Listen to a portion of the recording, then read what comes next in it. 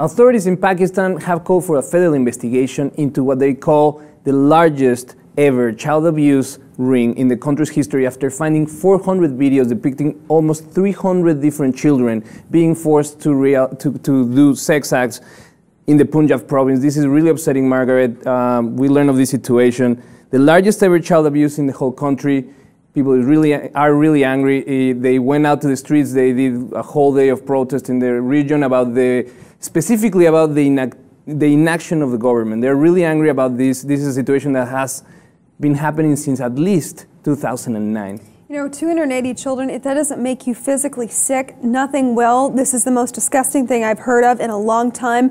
And you're going to tell me that these members of the ruling authority, even provincially, didn't know this was going on for all this time? They rounded up these perpetrators awfully quickly. They don't look a day over 20, any of them. They couldn't possibly be the ringleaders of this. You know, I was reading an article trying to prepare for this, and in one case, one expert suggested that these street children, they're forced into working into sex, they're sex workers, and that oftentimes they're abused by the police themselves. You know, they need to clean house. I don't know if this is a federal issue or if it's, at this point, if the UN needs to get involved, but somebody on a lot of different levels, more than one person has dropped the ball here, and there's nothing more disgusting than this. It's definitely a situation that has many people angered. What is happening right now is Shahbaz Sharif, that is the regional province chief minister, and it also happens to be the brother to Nawaz Sharif, that is the Pakistani prime minister. So he is right up there in the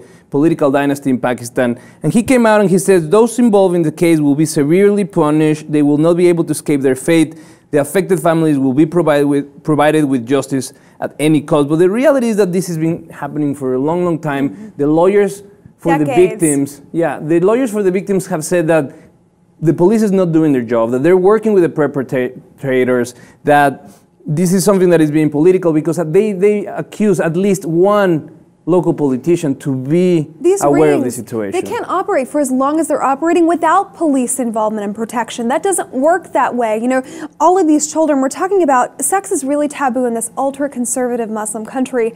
And the shaming aspect of this, where you see families paying perpetrators to keep these videos from surfacing, you know, this is so systemic.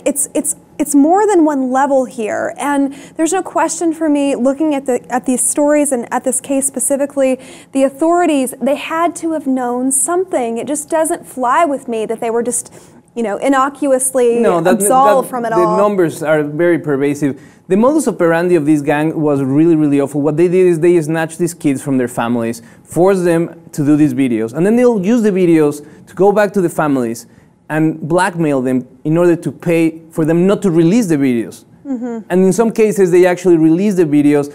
There's one story, obviously the names are kept out. This kid came and talked to a reporter and he said, yeah, they forced me to having sex on camera, and then they blackmailed me for several years, making me steal jewelry from my family. On top of that, they still released the video. My mother saw it, and then she had to confess that she was also raped by the same gang years ago. So, in one hand, we have the account of the police and the local government where, like, we're doing everything we can. We captured these 15 guys right away. Really? They're pretty young, all of them, and this is something that has been happening for at least 7-8 years. It wouldn't shock me me at all. 12 if these guys, if these guys weren't victims themselves that are now circulating around the pimp cycle, they're often, you know, they were raped themselves as children, and here they are perpetrating these crimes. They are not the head of this snake. There's just no question. Definitely not. You know, one mother said this is something that everyone in the village is a victim. This is so pervasive. How many kids live there? We're talking about 280 we're talking right a small village, and this is most of the kids in the village. Is really angering to see that in the world, poor kids, regardless of geography, this is in Pakistan this time, but this is not the only place where it happens, where poor kids find themselves easy prey because of simple economics. They have to be sent out of their houses. They don't go to school. They become, you know, house servants in many cases. They are abused by police. They're abused by their employers, and they're very easy prey. No one is doing nothing to protect them. And you know, and This we is see the other making side. me angry, It sitting is. here. I mean, I don't know what people can do listening to this story other than be aware of it. You know, hopefully we're shedding some light on this issue.